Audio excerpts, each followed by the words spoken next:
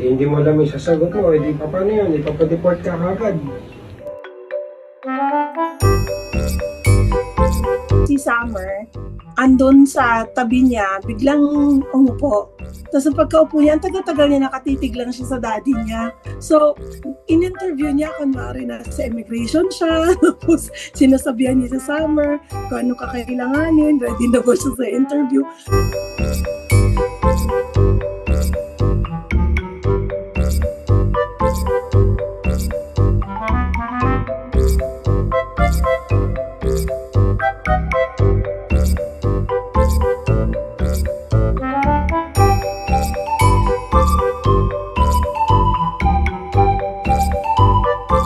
Sasama ka ni Mami sa Australia. Pupunta ka ng airport. Ang tanong, may passport ka ba? Sabihin sa'yo, sakay ka aeroplano, kailan ang alis mo? Saan ka pupunta doon? May kamag-anak ka ba doon?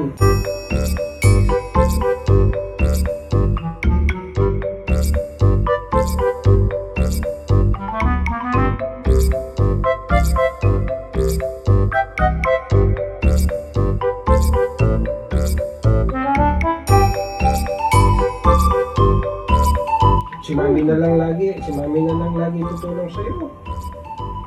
Ano na lang yan? Lagi namin sila kinakausap.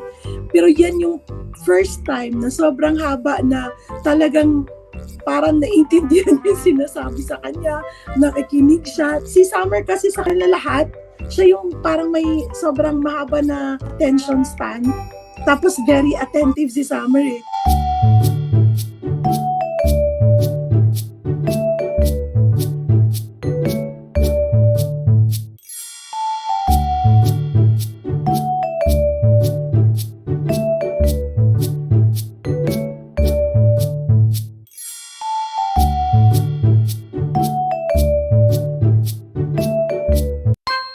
Dumami sila dahil nahihirapan ako mag-let go. Pag nandyan na sila, parang hindi ko kaya na parang papakawalan sila kasi baka hindi maalagaan.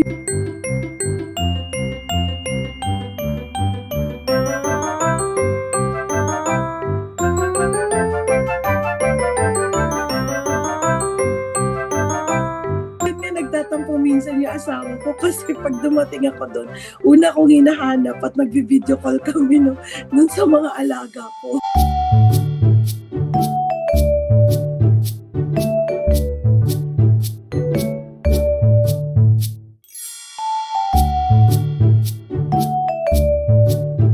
Minsan, na-stress sa trabaho, pagka medyo stress na, kinakausap sila, tapos nagpapapansin sila, magwawag yung tail nila, yung mga ganon. Only a far parent siguro makakaintindi kung gaano yung saya at saka comfort na binibigay ng mga alaga pag meron kang fur babies.